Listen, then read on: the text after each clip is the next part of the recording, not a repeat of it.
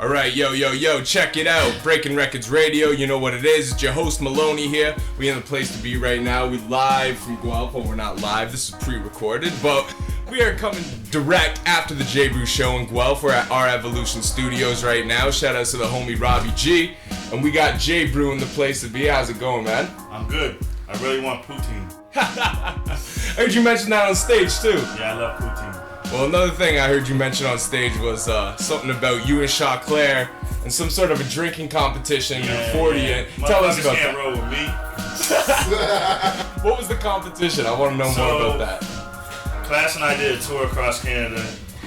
Actually, we did like 3 times in a row where he had this one track called Casual Drinking. Okay, yeah, with Tash? With Tash, yeah. So every chorus of that song, he would have somebody come up and chug against me. And I literally went like 191-0. I never lost a chug in competition. So the last show of the tour, we were in Montreal, and Chocolate came for a couple shows. And he was like, yo man, J-Bru, I gotta give respect. Like, I never seen nobody drink like you. And I'm like, I never seen nobody drink like you. He goes, before the show, let's get fucked up before the show and see if we can still perform. So this motherfucker, like within 45 minutes, was like rumbling, stumbling his words, speaking German or some shit. You know what I mean? Couldn't even perform his set, and I got up to do my set, and then still performed an hour of class. And he just came up to me after the show and was like, "You're the best drunk MC. Like I crown you the king. I crown you the king of drunk rappers right now." And I was like, "All right." Yeah, he saved me. Yeah, I can be fucked up. Everybody got a drunk Shaw Claire story. So. Yeah, exactly. So that's how I got that title. Holy shit. Yeah. Alright, well tell the people a little bit. This would usually be the first question, but I wanted to touch on that. Tell the people a little bit about who J-Bru is. J-Bru. Who is J-Bru? If someone was to ask you that simple question, what would you embody that answer with? J-Bru drinks a lot of beer. His Hence last the name brew. is Bruce, and that has nothing to do with how he got his name. Here comes a funny story. When I was 14, I lived by a football field and we used to drink there. And I drank almost a whole 2-4 of Labatt Maximum Ice. And if anyone remembers that shit from like the 90s, it was like 92.8% shit. It's like moonshine for beer. And I'm 14, but I'm drinking with like 19-year-olds. And this one guy didn't even know what my name was. He was just like, "What's your name?" And I go, "I'm Jay." He was like, "I'm gonna call you J-Bru." He didn't know my last name was Bruce, so that's why the BRU come in. Most people are like, "Oh, BREW." No, it's Bruce, Bru. You know what I mean? But that's not how I got my name. J-Bruski. Yeah. So for like the first 5 years of my rap career, I was like, told my mom and dad, like, I got the name J-Bru from my last name. You know what I mean? No, that ain't how I got it. But, Sorry, Ma. Yeah. Anyway, long story short, I went to University of Ottawa U, played basketball, tore my Achilles, and I went home to rehab one summer, and I met Class, and we just kind of fucking hit it off and jumped. Was that in 99? You said That was when you were on 99. stage? I recorded my first album in 99, and just, fuck with Class for like a whole summer. And then how the Hype Man shit came about was he had a Hype Man named White Mike, who, if anybody knows, is like...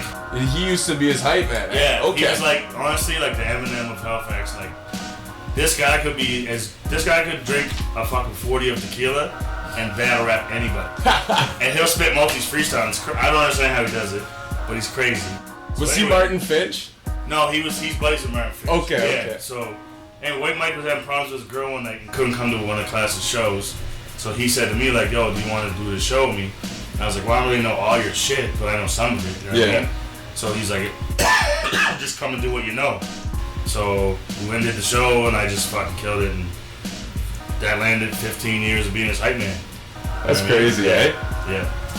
Yeah, I got the chance to see you guys rock together probably at least 2 or 3 times within the span of like 2004 or 5 to like 07 or so. Yeah, you guys always smashed, the man. golden days, man. Whether it was London or out at Toronto at like the Axe, I've seen you guys numerous times and every time just smashed it. Thanks, man. Appreciate it. Alright, let's touch on this sneaker addiction. Oh man. You got an exact number? What would be your top 3? My exact number's in the high 200s. I was in the 300s, but when Haiti had that was it a hurricane or tsunami? Earthquake. I sent 30. Sorry, I'm a little sick. I sent 32 pairs over there. So my number dropped under 3 again. But I made the girl cry when I walked up and gave her sneakers. Cause like they had this radio contest. Like, yo, bring down your sneakers to the Holiday Inn. This girl's there. So I went up and asked for the girl. And I'm like, yo, I want to talk to this girl with the 80 shit. So she's like, all right, just bring your sneakers in. So I go with the car with like 3 loads of big boxes. She's looking at me like, what the fuck? You know what I mean? Most people brought like 2 or 3 pairs of the most. Yeah. So that was cool, man, to get back. I feel like there's like some kids right now with size 7s running around like 13, running Jimmy. Yeah. But no, I've honestly, like, since high school, man, I worked at Foot Locker.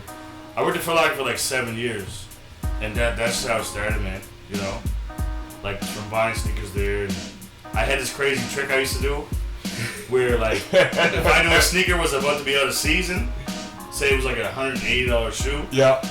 I'd stick it somewhere that the boss couldn't find it. And then when it went out of season, it dropped to like $30. You know what I mean? You're the first one to grab. And I would get like 30% off that. So I was getting $200 sneakers for like $20. My boss was dumb as fuck. But anyway, that's how I started with like my real obsession. You should have been one of those eBay sneaker pushers, bro. Oh, I know. Holy shit. I wish I did that. I wish I did. Holy. That's where the whole obsession came in. That's crazy. Is that a Halifax thing or what? Because Ghettosocks loves the sneakers as well. Yeah, and there's I don't know if you ever heard of Ambition. He's a big sneakerhead. Cam Smith from Dartmouth, Nova Scotia. Oh, yeah? He's a huge sneakerhead. KO, who just moved up to Toronto. Yep, KO. He's a sneakerhead. You know, I don't want to say I was the first, but I'm older than all those fuckers. I probably was the first sneakerhead for the house. Yeah. Y'all owe something to J-Bru. Yeah. You guys owe me 3 pairs. A pair of kicks each. I want 3 pairs. Your nicest pair. Yeah. Speaking of which, so what would you say is your rarest pair? If you could, or your top. I have a pair of high top dunks. They're actually SB dunks, but I call them my Ron McDonald's because they're all patent leather red. Oh shit. And honestly, like, you get the looks. If I don't wear them much, but I wear them, old people look at me like, what the fuck is this guy wearing? You know what I mean? Yeah. It's like, they're just bright as fuck, and they're all patent leather red with a white swoosh. And they have like a brick. Like, the patent leather looks like a brick. You know what I mean? Yeah. So they look like that. Just way more red. Oh, say word. Yeah. So those are my rarest pair. And then would they be your favorite too for the rarity, or you got something my else? favorite for the rarity, but I have these boots. They're called Nike Air Asabis, and they're like these black and yellow. I'm a Steelers fan. So Okay. I got these boots. They were like $350, and they're just the rarest. I've never seen them anywhere, but I got them in Amsterdam. Oh, I've never seen them since. I've seen them online, but I had to cop them when I was over there. Yeah. I had to. Yeah. So they're my real favorites. But I can only wear them in the wintertime. They're big ass boots. Yeah. And you don't want to wear them in the wintertime because they ain't gonna fuck them up, That's right? what I mean. Yeah. So basically, I'll wear them to a video I shoot got once in a while. Yeah, I got a salt stain on them last year. I wanted to punch holes Oh, in the wall. shit. Yeah. I was a blue man. Oh shit. Well, we'll go back talk about the music a little bit. So you got a brand new, well, it's not a brand new music video, it's been out for a bit, but it's just Touch and Much Vibe within the next, Couple couple weeks. Yeah. And that's Daily Operation. Tell people a little bit about that joint. I was just telling Robbie G, man, I had that beat for like 3 years. Who produced that one? The Crates. Okay. They do like about half of my newer shit.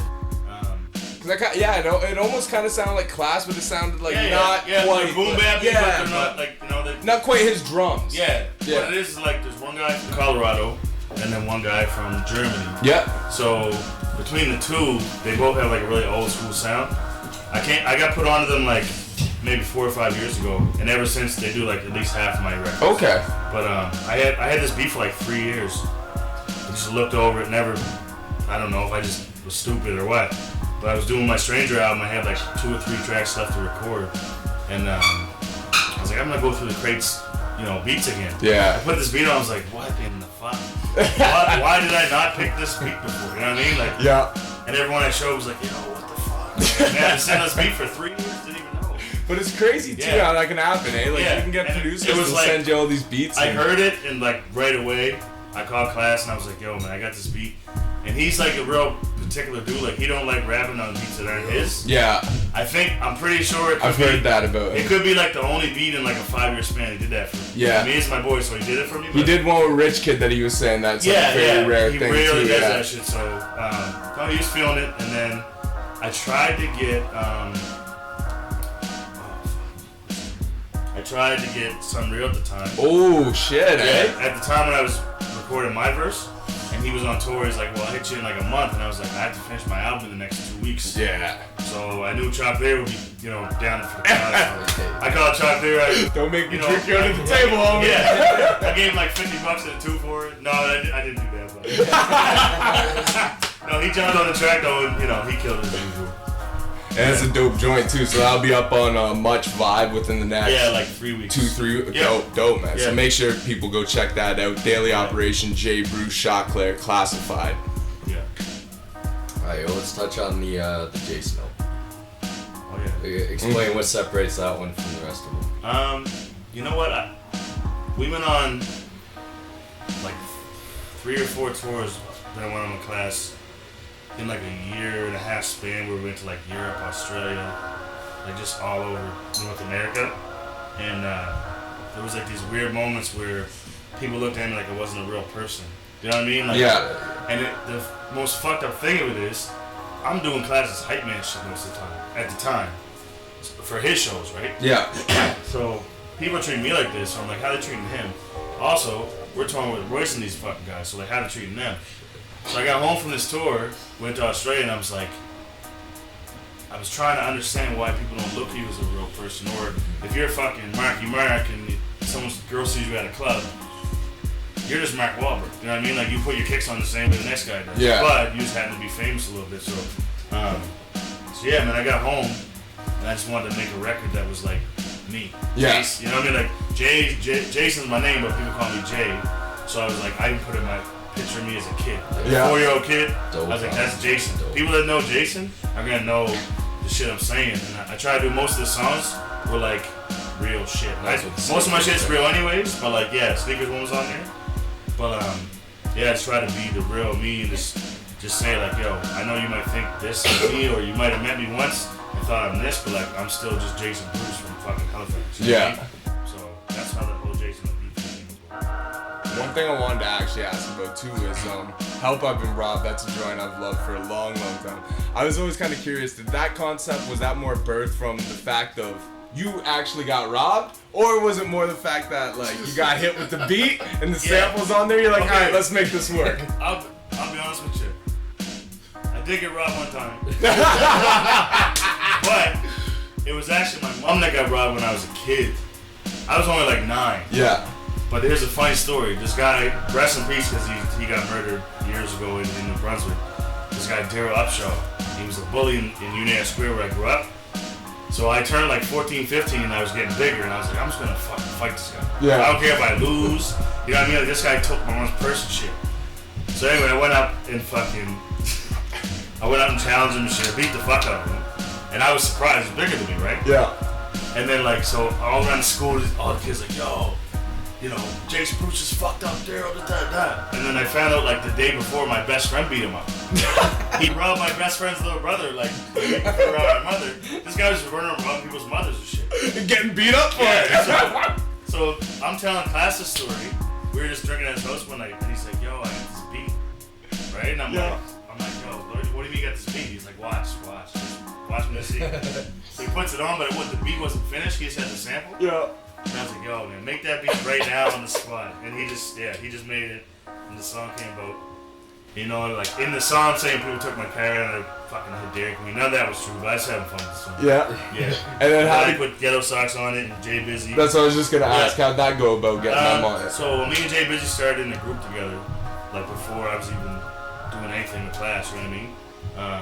And then Ghettosocks moved from Ottawa to Halifax and was just like trying to meet everybody. And you said you went to the University of Ottawa as well. Sorry to cut you off. So did you guys meet each other there? No, we didn't. Okay. He actually approached me on that. Like, he was like, yo, you went to Ottawa, and da-da-da. So we met at a couple shows, and then it was kind of like the whole, like, hey, I'm drunk, let's do a song together. Never thought we would. Yeah. And then when I heard wasn't until I heard Busy's verse. I spit mine, then Busy came like a month later, spit his, and I was like, "No, I'm doing this Ghettosocks." So I called him up, showed him the beat, and just like he came over the next day. He came through with the sombrero. Or? Yeah, he was crazy. That was actually his first video, like. Yeah? Yeah. That was the first time I seen him. Yeah, too, like but... he always shows me up if I'm at a show. Yeah. And he's performing. He always shows me up like, "Yo, J-Bru was my first shit." I'm like, "Yeah, but you're doing your thing." I'm not taking no credit for that. That's dope, man. That's real dope. You mentioned a story earlier about a limousine. So while you were on tour visiting all these places, I won't go into the story myself. Yeah. But what would be the craziest thing you've done or had happen to you while you were on tour? I don't know if I can say. Holy smokes. No, when I say I've done some crazy shit, like, I'll tell you a story, but then before I tell you a story, class keeps bugging me to write a book. But if I write this book, I'll never get a girlfriend the rest of my life. Like, dead serious. I'm dead serious. Because here's what happened. I started talking to class and guys, and like, I come from a different background, these guys. I grew up in the hood and shit. You know what I mean? Like, these guys grew up in the Kusha. Yeah. You know what I mean? Yeah. So like, we go on tour, and it's like, you know, man, bitches coming up and da, and he's like married with kids, and I'm like, hey, I'll do whatever. Like, you know what I mean? So like, I've had some moments, you know what I mean? So he said every fucking week, he's like, yo, you gotta write this book. I'm like, I don't know if I can do that, man. If I could write it as somebody else, like a fiction, then I probably would. Food is an alias. Yeah. But I don't know how real I want to get, but I've done some crazy shit. Probably the craziest was we were touring Canada with Joe Budden and Royce and D12. And like 4 shows in the tour, we were like, yo, this J-Bru guy is fucking crazy. Like every night, they're on stage, I'm at the bar, like, I'm on the bar, stealing like the girls' vodka bottles and like pouring girls' mouths and shit. Like they're just like, he always gets the party started, right?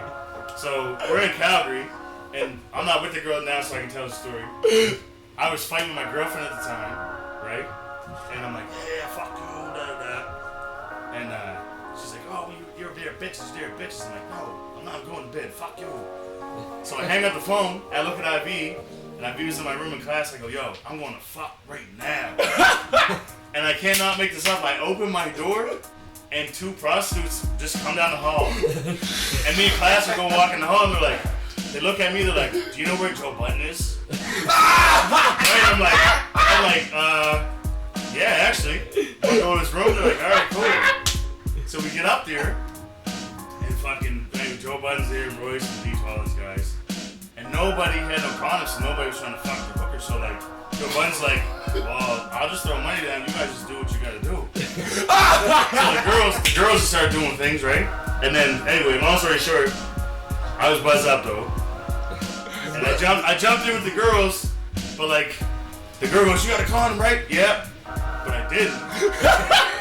And so I had like a little hour rendezvous. And then it was like, we did like 4 more shows of the tour, then I went home. And I got sick for like a month. Holy shit. I swear to God, I called up class like a week after I got home. I was like, yo, man, I think I got AIDS. Oh my God, bro. Like, dead serious. And he goes, why? I'm like, man, I ain't got out of bed since I got home. But it really was just because I partied a lot. You know what I mean? Holy shit. Yeah. So yeah, I raw dogged 2 hookers and had an orgy by myself. While Joe Budden and guys filmed me. That's probably my craziest one. Listen, on the reels, that is my favorite J-Bru fucking story. I don't tell too many people that story. We were on tour in New Brunswick, you told me that shit, and I said, dude, you are freaking crazy.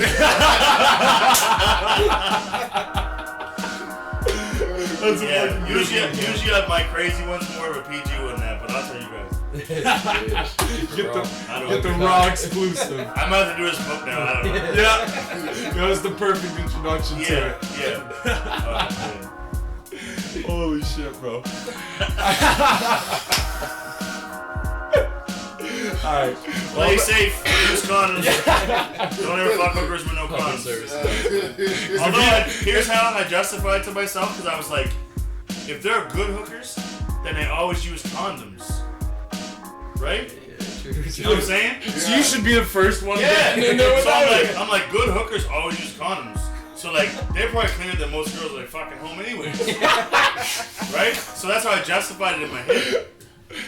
Hey, there's always a justification, bro. Tell the truth. Didn't like Joel Ortiz or whatever ask you like, yo, did you use the condom? Yo, No, he's- that he's- was That was your button.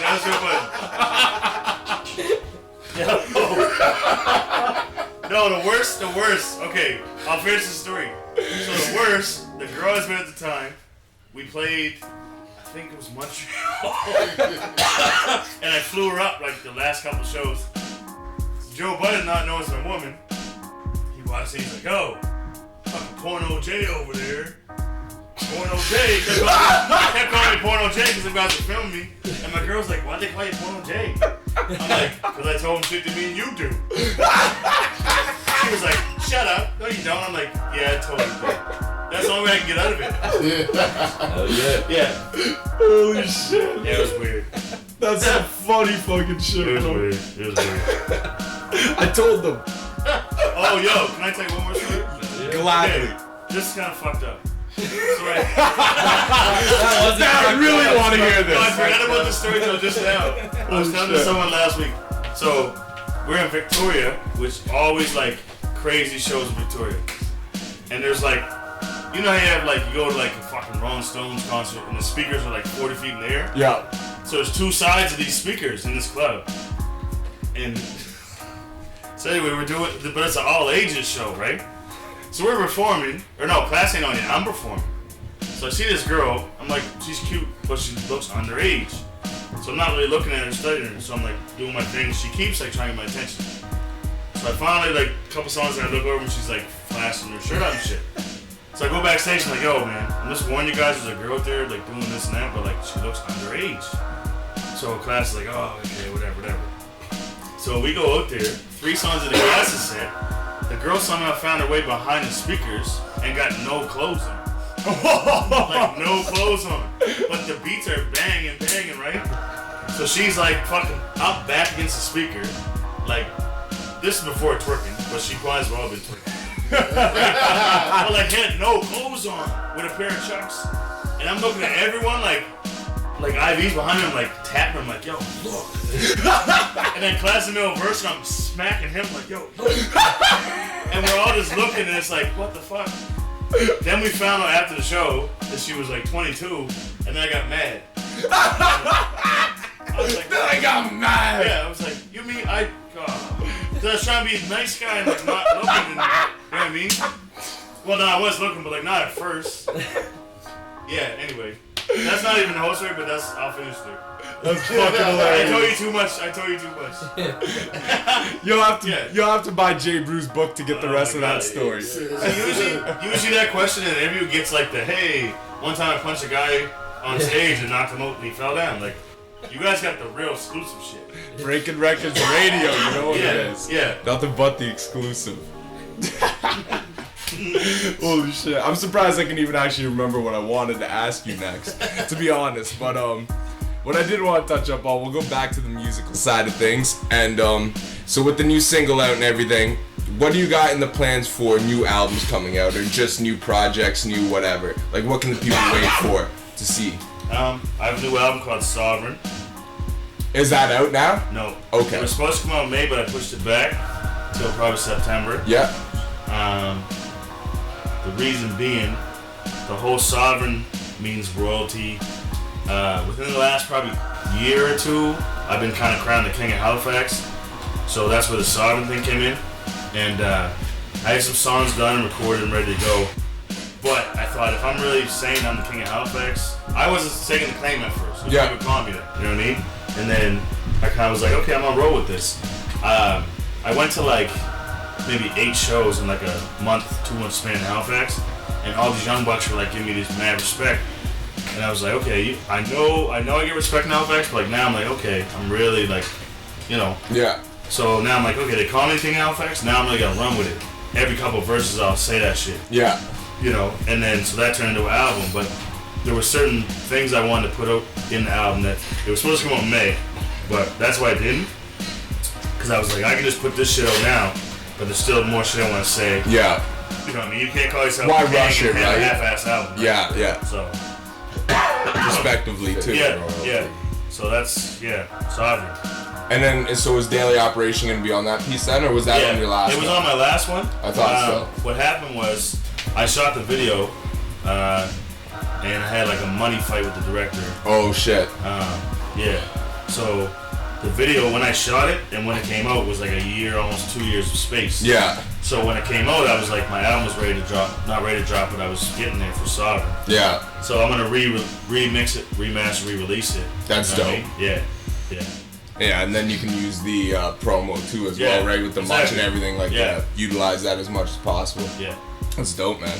You should even do like a remix something too, like put a remix contest or something, get all the young bucks to, you know what I mean, cook something up. Yeah. Seen a few people doing that lately. Oh yeah. Some There's people some come young up with guys some out heat, there, bro. you know, like Quake Matthews and Miracle and shit. That. Quake's nice too, eh? Yeah. I got him on a song on my new album called Three Kings. Oh shit, eh? It's like 3 generations of kings. Yeah. You know what I mean? So there's my generation and his, and I got someone even younger that like people are just gonna freak on. Like, Say word, eh? Yeah. I'm not gonna say his name right now, but when you see it, you'll see it. Okay. This guy's like the new, he's the new Quake. He's the new class. He's the new this guy. Oh, he's only like 18, 19. Yeah. Say word, eh? Yeah. That's crazy, bro. It took a lot for me to put him on the album because it's like I want to only have people on there that I feel could take my crown. You know? Yeah, you know what I mean? And I don't think he's there, but like he's gonna be there. You know what I mean? Like he's Yeah. got so much buzz right now for the young guy. Pretty boy cool. That's cool that you put him on there though, man, too. Like, you gave him his shot. Like, you know what I mean? so Like, it's yo, show and prove. You know, there's only anyone that's gonna be on this album is only people I think could be the king at Halifax. You know That's what I mean? dope, man. Yeah. So that means you're gonna get nothing but dope, straight ass bars and lyricism. And there's on like, this whole I'm hurting thing. feelings because there's some guys in Halifax that think they deserve to be Yeah, there. no I got shit. boys, I roll with a crew called C4. And, you know, they're mad nice, but there's a couple members that just, if I don't figure out the part, man, you're not jumping on the album. Yeah. So they gotta realize this is my 9th album, you know what I mean? Like, it's not my first, second, third. Where I can just put everyone can jump on my shit. Yeah. Right? When I do an album now, I got visions for it. So, Strategic. Yeah. Yeah. So I'm gonna hurt some feelings when people aren't on my shit. Well, they could try to have a 40 drinking competition with you and see if they can keep up to make it on the album. They'll always lose. If your musical style could be translated into a Mortal Kombat finisher move, what would it do to your opponent? Ooh. If my style could be a Mortal Kombat finisher move, can it be a finisher move I just made up? That's the idea. Ideal. Perfect. Yes. I would take a fucking Jordan 4 Sneakers. and I would throw it at you, and it would rip your nutsack off and come back to me, and I would drop your nuts down and go, yeah! Hell yeah, dog. That's it. Be like a scene from NBA Jam. You know what I mean? Yeah. It wouldn't be finished, it would be like, he's on fire. He's nuts! He's nuts. Got Oh shit. Alright, I did remember what the other question I did have was. So with you saying that you got 9 studio albums out, I didn't actually realize you were at that number. I knew you had a Well, I'm lot at of 8. but My next one's my 9. Okay. What, aside from the new one you're about to put out, because I know that you feel very highly about it, but aside from that, what do you personally feel is your best piece of work as a full project? Jason LP. Yeah? Yeah. I had this manager at the time, and he always was like, he was cool because he was like my biggest hater, Yeah. but in a good way. He was just honest, right? Constructive criticism, right? Yeah, and like he was a manager for like an album or 2 before that, and then he would always be like, yo, I like your shit, but I want to do more of this, and I'm like, that's not me though. You know what I mean? And then when I did the Jason LP, he sat me down, I was like, yo, like I'm not even a hip hop fan. He was like, this album's crazy. You know what I mean? When I knew when he liked it, I was like, okay, this is some real shit. Yeah. And it was like it was probably my album that I feel like didn't get the boost that it could have got. You know what I mean? Like, because you released that like just prior to you guys really blowing up. Yeah, that's what I mean. Right? Like, I remember the earliest shows you guys had those out. I wasn't applying for grants and Factor and all that shit. So like I toured a little bit from it, you know what I mean? And I was touring with class still. You know, so I was doing a couple of the material from there. But yeah, there were some songs in there, man. I wish I could have re-released the shit, right? But I really feel like not enough people heard that now. Yeah. It's a real solid project too. Thanks. Real solid. I just dropped it 2 weeks ago. Go grab it at HMB in Toronto. Yes, get that. Don't only get that, but get all the other 7 of them as well. Get all my shit. Stranger in my own hometown. That's my latest for 2013. Stranger in my hometown. You got anything? Well, Daily Operation would have been on there. Yep. But was there any other music videos you had released for that project? Yep. Christina, featuring Chad Hatcher. Okay. What's Pain? Which was a song. My mother and my brother died the same year of cancer. Yeah. I did a song called What's Pain. It was all about that. I think that was it. Those 3. Yeah. Dope, man. Yeah. So go check all those out as well. They're all available on YouTube. Yep. Go check those out on YouTube. J-Bru, you know what it is. And we want to thank you very much for giving us this interview, man. It's been a real great one, man. Don't really fuck appreciate it. You heard it? And make sure you buy that J-Bru book when it comes out. Yeah. That's gonna be an instant bestseller. I guarantee you. We'll be pressing class to press him to make it happen. Oh yeah. I got stories on him too, baby. Oh I'm shit. just joking. That's part 2. He's a good guy. Breaking Records, and we out. Wait, shout out to Robbie G as well. Yeah. And we out.